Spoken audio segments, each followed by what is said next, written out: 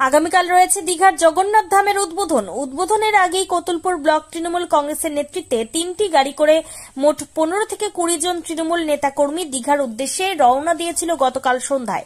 বাড়ি থেকে বেরিয়ে জয়পুর জঙ্গলে ঢোকার পরে শুরু হয় তুমুল ঝড় বৃষ্টি।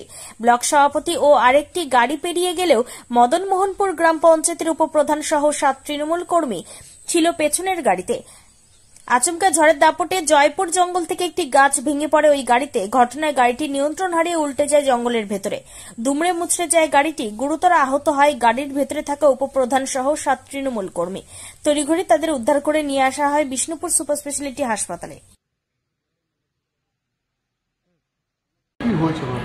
আমরা কতুলপুর ব্লক থেকে তৃণমূল কংগ্রেস থেকে জগন্নাথ মন্দিরে উদ্বোধন করতে যাচ্ছিলাম আমাদের মমতাদির ডাকেতে। তো আমরা রাত্রেতেই রওনা দিয়েছিলাম এবং ছোটো গাড়ি ঢুকবে না বলে দীঘাতে।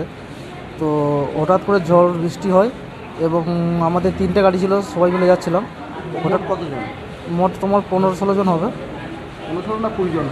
ওর 20 জনের মতন সামথিং হবে। 3টে গাড়ির মধ্যে সবাই মিলে গিয়েছিলাম। যে একটা গাড়ি ওভারটেক করার সময় আচমকা মানে গাছ চলে আসে এবং গাড়িটা ঝড়ে গাছ পড়ে। হ্যাঁ, যে আচমকা গাড়িটা নেমে যায়। তারপর থেকে আমরা কিছু বুঝতে পারিনি, আমাদের পুরো অজ্ঞান অবস্থায় ছিলাম।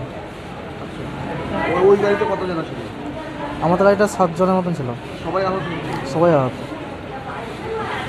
তো পদাধিকার কেউ আছে? পদাধিকারী বলতে কি তোমার আমাদের একজন গাড়িতে মধ্যে ছিল মদনমোহনপুরে উপপ্রধান। আর আপনারা সব তৃণমূল? হ্যাঁ, আমরা কর্মী একজন সবাই। এখন কেমন আছে? তখন খুবই ব্যথা কোমরে প্রচণ্ড এবং চিকিৎসা এখানে সেরকম কিছু পাইনি, স্যালাইনটা পেয়েছি শুধু। রাত থেকে আমরা এখানতে আছি এবং প্রশাসন থেকে পুরো সাপোর্ট আছে। আমাদের ওসি সাহেব থেকে নিয়ে প্রশাসন পুরো সাপোর্ট করেছে। রাত্রেবেলা এসেছে, সবাই দেখা করেছে।